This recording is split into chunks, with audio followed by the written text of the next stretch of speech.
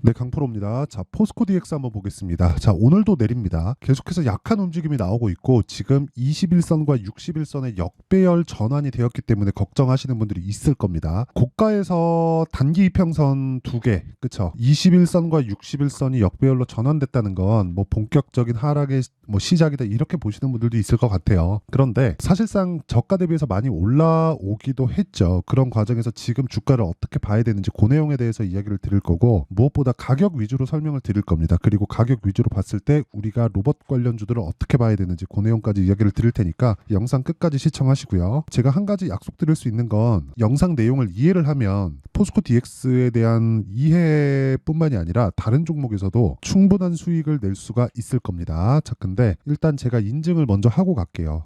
요즘에 하도 입만 떠드는 사람들이 너무 많아갖고 인증을 좀 하고 가겠습니다. 자, 제가 조회를 누르면서 보여드리는 건 조작이 불가능한 화면이라는 거를 인증하고 있는 거고요. 지금 현재 이 화면은 자동일지 수익률 비교 차트 화면이고요. 1월 2일부터 3월 20일까지 세 달이 되지 않았죠. 24년 들어서 그 기간 동안 내 계좌 수익률은 104%입니다. 같은 기간 내에 시장 등락률은 그렇게 크지 않았다는 점을 감안하고 그리고 무엇보다 이건 계좌 수익입니다. 즉 손실난 부분이 다 포함되어 있는 그런 상황이기 때문에 일반적으로 뭐 종목을 어느 정도 뭐 내가 돈 벌었다 이런 거하고는 사실상 질적으로 다릅니다. 손실난 거 수익난 거 다 더해서 나온 결과가 이 정도의 결과가 나왔다는 건 사실상 끝난 겁니다. 끝난 거. 그리고 이 내용을 토대로 제가 구독자분들과 함께 10억 만들기 프로젝트를 진행하고 있습니다. 당연히 무료로 진행하고 있고 그건 채널 성장을 위해서니까 구독과 좋아요 한 번씩 눌러주세요. 자, 그러면 어떤 종목을 하길래 저런 말도 안 되는 수익이 나오는지 자, 내용 한번 보시면 이 화면은요 0606 화면입니다. 키움증권이고요. 자, 실제 이 내용 보시면 신고가 구간에서 매매가 이루어진 걸 볼 수 있고 하나 둘 셋 3거래일 동안 47% 수익 이런 부분들이 모이고 모여서 아까 전에 보셨던 내 계좌 수익이 나온 겁니다.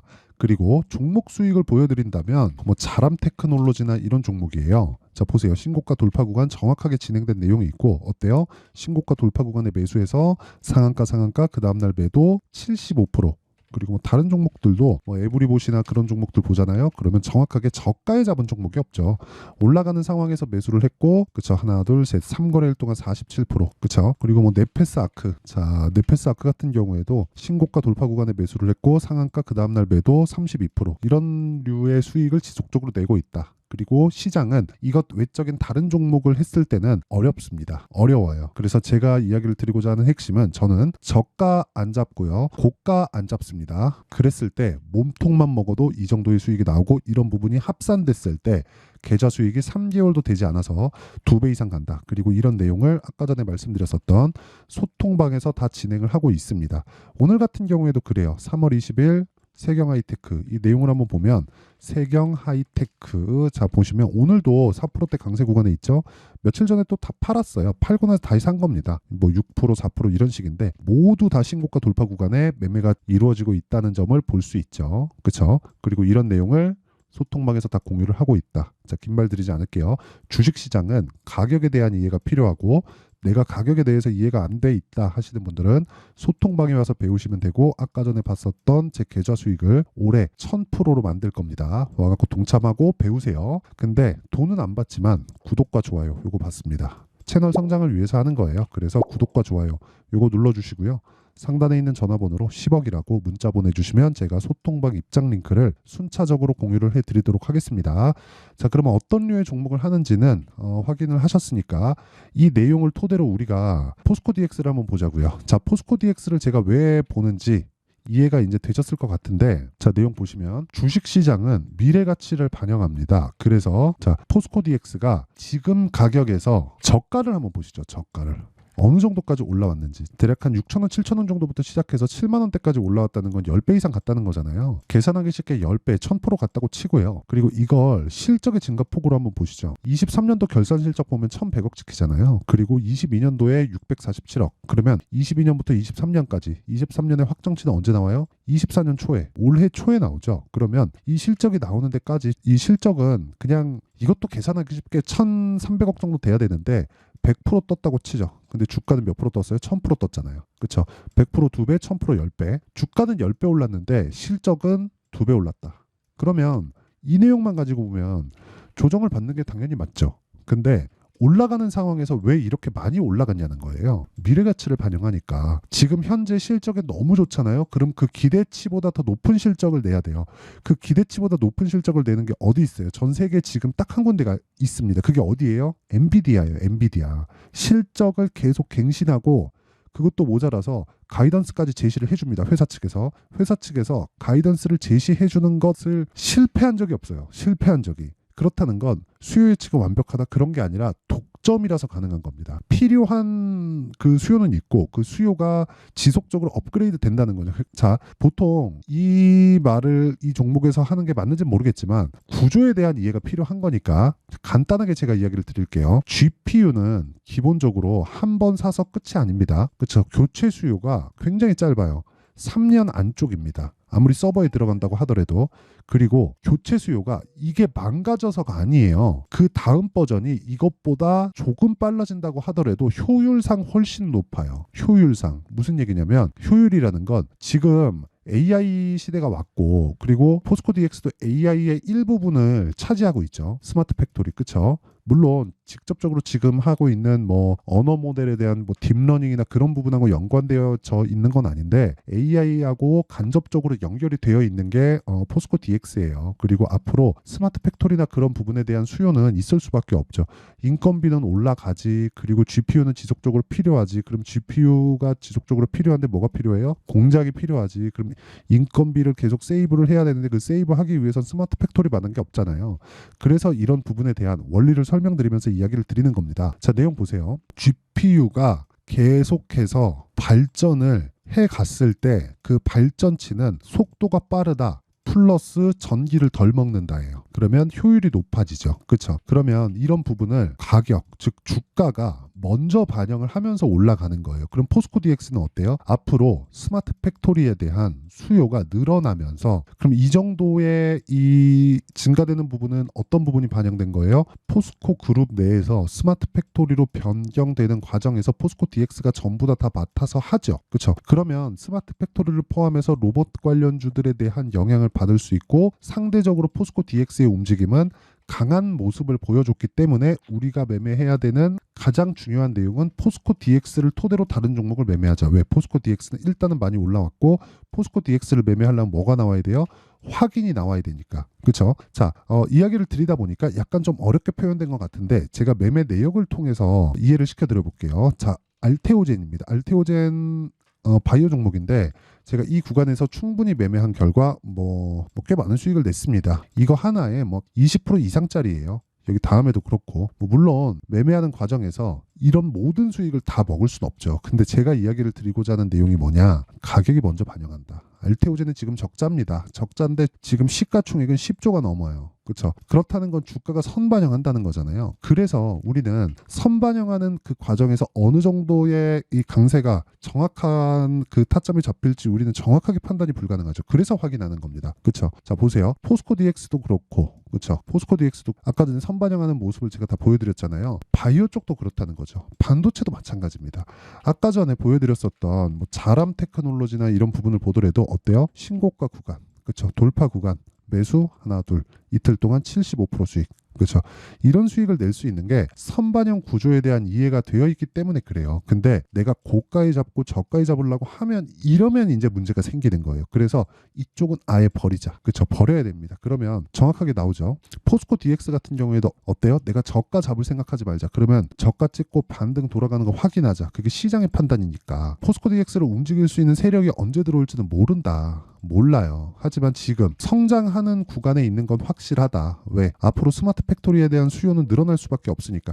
인건비에 대한 세이브 그리고 인건비에 대한 부분 외적으로 그렇죠. 기업 측, 사측에서 책임져야 되는 부분들이 있습니다. 그런 부분까지 다 막으려면 어쩔 수 없이 스마트 팩토리로 가야 되는 게 초기 투자 비용이 늘더라도 필요한 부분입니다. 그리고 이렇게 됐을 때 인건비가 늘어나는 부분을 상쇄시킬 수 있고 뭐가 나옵니까? 생산성을 지속적으로 높일 수 있죠. 그래서 스마트 팩토리는 앞으로 진행될 수밖에 없는 건데 가격이 너무 많이 올랐으니까 새로운 시작점이 올 때까지 우리는 확인하는 단계를 갖자. 하지만 확인하는 단계에서 강세 종목들이 있다는 거죠. 뭐 이렌시스, 그쵸? 관련돼 있는 종목을 볼 때 이렌시스, 그리고 지금 제가 타점으로 공략하려고 하는 게 삼익, THK 이런 종목입니다. 그렇죠? 정확하게 강한 종목들. 차트 모양도 비슷하죠.